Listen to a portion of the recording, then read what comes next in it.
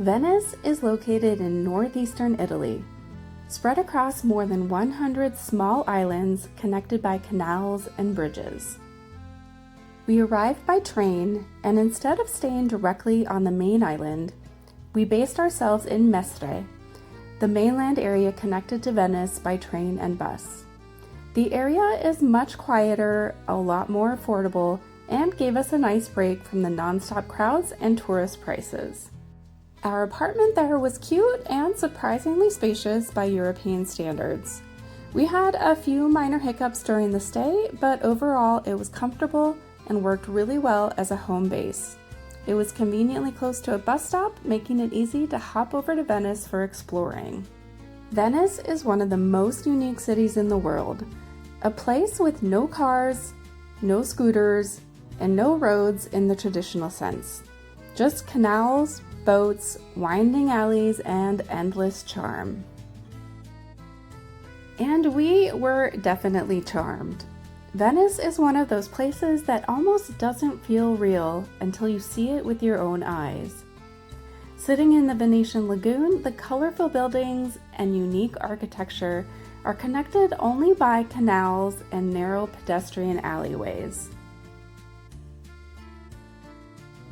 Venice began over 1,500 years ago when people fled to the marshy lagoon islands to escape invading armies after the fall of the Roman Empire.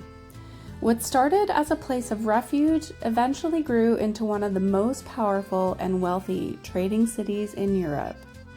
During its peak, the Republic of Venice controlled major trade routes between Europe and the East, bringing in silk, spices, precious goods, and enormous wealth. That success is part of why Venice feels so grand and dramatic today. Everywhere you look, there are churches, massive palaces, elegant bridges, and beautifully weathered buildings rising straight out of the water. The city became a blend of architectural styles influenced by centuries of trade with places like Byzantium and the Middle East, giving Venice a look that feels completely different from anywhere else in Italy. We walked over to the Rialto Bridge, which felt like stepping into the heart of Venice. This was the very first bridge built across the Grand Canal, and for centuries it was the only connection between the two sides of the city. It's packed with history, buzzing with people, and offers incredible views up and down the canal. We continued wandering until lunchtime when we stopped to try cicchetti, Venice's version of tapas. These small snacks are traditionally served in little wine bars called baccari and can include things like seafood, meats, and cheeses piled onto pieces of bread. To be honest, we didn't exactly fall in love with the particular cicchetti we chose, but it was so fun getting to take part in such a classic Venetian food tradition. And with so many spots all over the city, we're definitely willing to give it another try. After lunch, we ordered some local-made tiramisu because when you're in Italy, dessert is not so much a choice as a responsibility.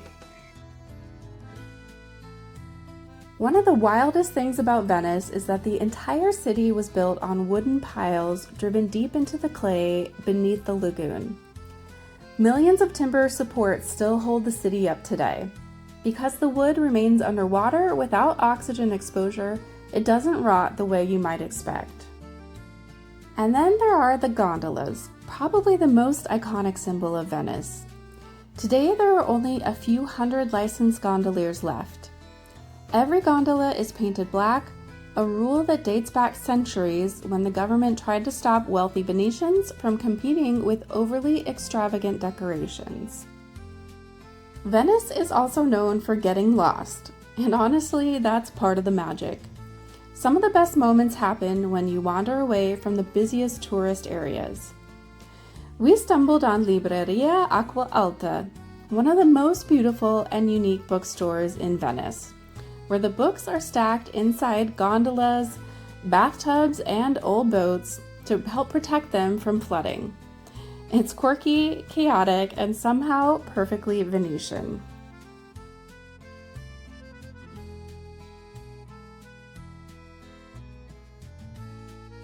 we made our way to St. Mark's Basilica. Tickets are a little over $10 per person, and you have to get a timed entrance ticket to visit. We were a little early for our slot, so we enjoyed a drink overlooking the basilica while we waited. From the outside, the basilica already feels different than most churches in Italy. The architecture has a strong Byzantine influence because of Venice spending so many centuries trading with the Eastern world. The jaw-dropping moments begin as soon as you step inside. The ceilings are covered in shimmering gold mosaics, over 8,000 square meters of them, depicting biblical scenes, saints, and elaborate religious imagery. As the light hits the gold, the entire church almost glows. Everywhere you look, there's another incredible detail, another archway, another ceiling panel sparkling overhead. One feature that really stood out was the long row of carved figures and statues lining the upper levels and balconies, watching over the massive interior space below. The amount of craftsmanship packed into every inch of the basilica is hard to process. Construction on the basilica began in the 11th century, and it was originally built to house the remains of Saint Mark, the patron saint of Venice. According to legend, Venetian merchants smuggled his relics out of Egypt, hidden beneath layers of pork, so inspectors wouldn't search the cargo. After exploring the main church, we headed upstairs to the museum, which was absolutely worth the extra $10 ticket. Up there you get a much closer look at the architecture and mosaics from above, along with exhibits about the basilica's history and treasures collected during Venice's powerful trading empire days.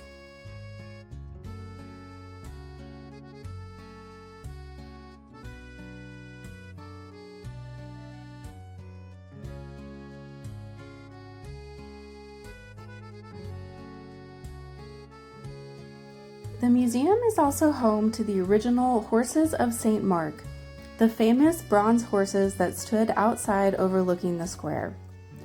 They date back to the 2nd or 3rd century AD from ancient Greece or Rome, and were brought to Venice after the Fourth Crusade in 1204. The original statues are protected indoors from weather and pollution, while those outside are replicas. Stepping out onto the loggia overlooking Piazza San Marco, the views are incredible. Looking out over the square, the bell tower, the rooftops of Venice, and the crowds below really give you a sense of how grand and important the city once was. It's one thing to walk through Venice at street level, but seeing it from above made it feel even more magical.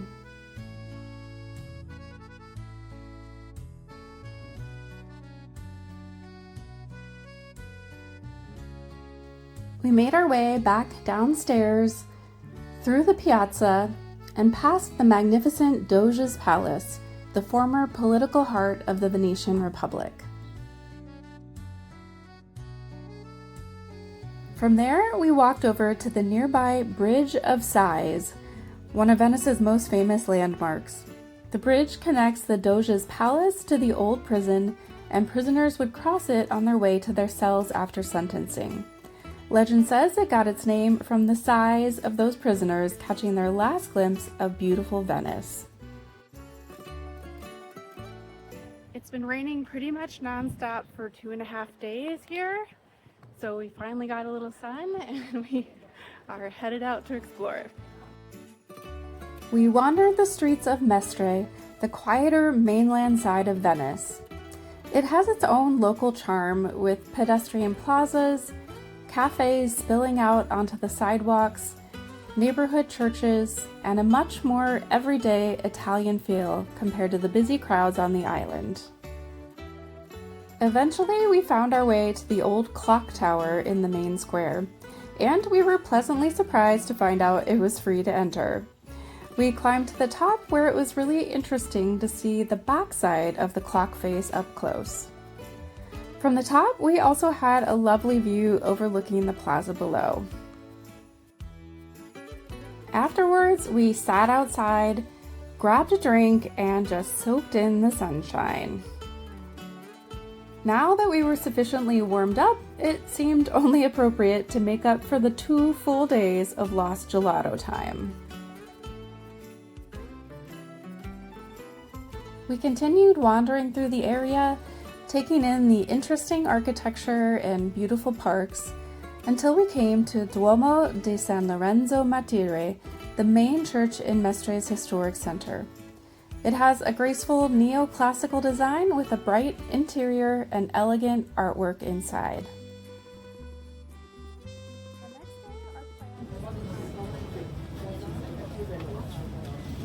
Getting there involved hopping aboard several of Venice's vaporetto, the public water buses. Our first ride took us through some of Venice's iconic canals, which felt like a great start to the sightseeing.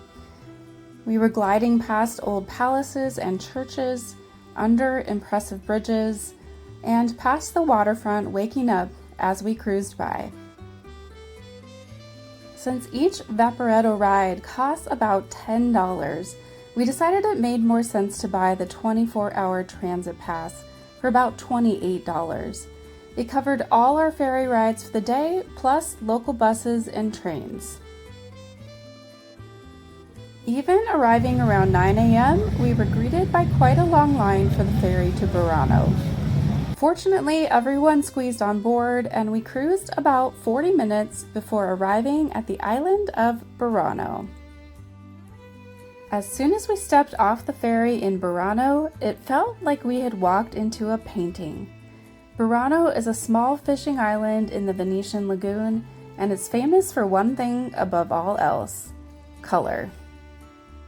Everywhere you look, houses are painted in bright shades of pink, turquoise, yellow, green, orange, and blue, creating one of the most photogenic places we've ever seen. Because of the soft lagoon ground, the island has its own famous leaning tower. This one is the bell tower of the Church of St. Martin. And these colors aren't random just for tourists. According to tradition, fishermen painted their homes in bold, distinctive colors so they could spot them from a distance when returning through the fog that often rolls across the lagoon. We stopped at one of the cafes to have a rest, soak in the sights, and enjoy a coffee and a croissant. Burano is also famous for another tradition, handmade lace. For centuries, Burano lace was prized across Europe for its delicate craftsmanship, though today it's much more rare than it once was. Walking through Burano is a photographer's dream. Every little canal, bridge, and side street seemed prettier than the last. Flower boxes flowing from the windows, boats bobbing in the canals, reflections dancing in the water. It felt like every turn deserved another photo stop. But the real magic of Burano isn't one landmark, it's simply wandering. Every street feels cheerful, every canal feels charming, and the entire island has a bright, joyful energy that makes it impossible not to smile. Next up, Murano. We hopped back on the ferry and made our way to Murano, a ride of about 30 minutes across the Venetian lagoon. Murano has been famous for glassmaking for more than 700 years. In 1291, Venice ordered its glassmakers to move their furnaces here, partly because the fires posed a danger to Venice, which is mostly made up of wooden buildings. Murano became one of the most important glassmaking centers in Europe, with artisans developing techniques and creating pieces that were prized by royalty and wealthy families across the continent. Once we arrived, we set off exploring and soon came upon Murano's clock tower, standing over the little square and reminding us that even these tiny lagoon islands have their own layers of history. We grabbed a sandwich from a local shop and found a spot by the canal to enjoy lunch, which felt like the perfect way to slow down and take in the atmosphere. From there, we wandered through Murano's streets, looking through shop windows and admiring the incredible glass artwork the island is known for. Everywhere we looked, there were beautiful sculptures, colorful bowls and vases, intricate chandeliers, tiny glass animals, and delicate jewelry. Some pieces were bright and playful, others looked like works of fine art, but all of it made it very easy to understand why Murano glass is famous around the world. I bought a beautiful jade green glass ring and a turquoise glass bead bracelet, the perfect sparkly souvenirs from the island. We passed by Basilica de Santa Maria e Donato, one of Murano's oldest and most important churches dating back to the 12th century. From there, we wandered through Murano's quaint streets, past the beautiful canals, the colorful buildings, and beautiful old architecture, before, of course, picking up some gelato and finding a spot to enjoy it by the water. Maybe my last gelato in Italy. It's a good one. From Murano, we grabbed another ferry back to Venice, but we weren't done with boats just yet. We made our way to Piazzale Roma, where the vaporetto begins its journey down the Grand Canal, and got there early enough to snag one of the coveted outdoor seats right at the front of the boat. We listened to Rick Steves' free audio guide along the way, which gave us a little extra history and helped to point out some of the landmarks as we floated by. And because we had already purchased the 24-hour transit pass, this entire ride was included in the price we'd already paid. We decided this was our budget-friendly alternative to a gondola ride, which runs about $100 for just 30 minutes. Instead, we got a full Grand Canal sightseeing cruise, front row, outdoor seats, and a much longer ride, all for a fraction of the cost. Definitely a win for budget travelers. The Grand Canal has been Venice's main transportation route for hundreds of years, curving through the city in a giant S shape and lined with some of Venice's most beautiful and historic buildings. There was just so much to see everywhere you looked. Here we floated past the bustling Rialto Market, which has been Venice's historic center of trade for centuries, before gliding beneath the iconic Rialto Bridge, one of the city's most famous landmarks and the oldest bridge spanning the Grand Canal. One of the most striking things about Venice is how the buildings rise directly from the water's edge. With many of their ground floors originally used for storage and trade, since boats would unload goods right at the door. Today, those same lower levels are the most vulnerable during Venice's frequent flooding, when high tides can send canal water spilling into the streets and buildings. We spotted one of Venice's more unusual sights, a traffic light hanging over a side canal near the fire station, helping regulate boat traffic as emergency vessels come and go. We passed under the wooden bridge Ponte dell'Accademia, one of only 4 bridges crossing the Grand Canal, then cruised by the Peggy Guggenheim Collection, a world-famous modern art museum housed in Peggy Guggenheim's former home. Peggy Guggenheim herself was a legendary art collector who helped champion artists like Picasso, Dali, and Jackson Pollock, and she's even buried in the museum's garden alongside her beloved dogs. From there, we floated past the stunning Basilica de Santa Maria della Salute, built in the 1600s as a thanksgiving for the end of a devastating plague, before gliding past St. Mark's Basilica and the Doge's Palace as our Grand Canal cruise came to an end. On our way home, we stopped off at a local spot in the Mestre neighborhood for some delicious pizza, pasta, and tiramisu. There is a transit strike today, so not many buses are running. So we're crossing our fingers that we can actually get on one and get into the city.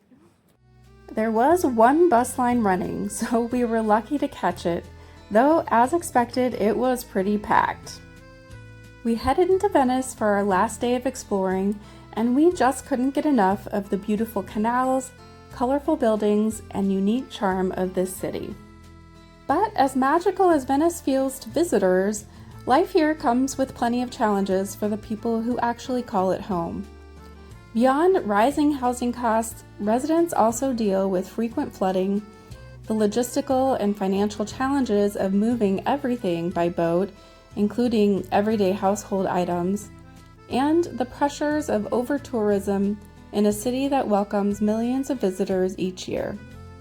All that has contributed to Venice's shrinking population, with the historic center losing roughly 1,000 residents a year as more locals move away. Our next stop was the Chiesa di San Pantalone, one of Venice's most surprising churches and famous for having one of the largest painted canvases in the world covering its ceiling. Dozens of canvases cover the entire ceiling and depict the martyrdom and glory of Saint Pantalone. Created over several decades in the late 1600s, it spans more than 1,000 square meters, giving the illusion of a single massive artwork above your head. From there, we wound our way through beautiful plazas, past busy canals filled with boats, and by yet more incredible Venetian architecture that seems to appear around every corner. Eventually, we found a unique little spot along the canal where you could see where the gondolas are repaired and maintained. From there, we found a spot where we could enjoy one last Aperol spritz, soaking up the warm sun, watching the water traffic drift by, and taking in those final gorgeous canal views.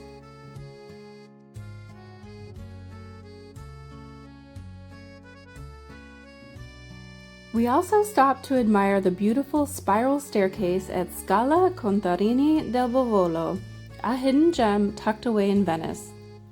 Built in the late 1400s, it's famous for its striking multi-arched exterior staircase, which wraps up the side of the palace.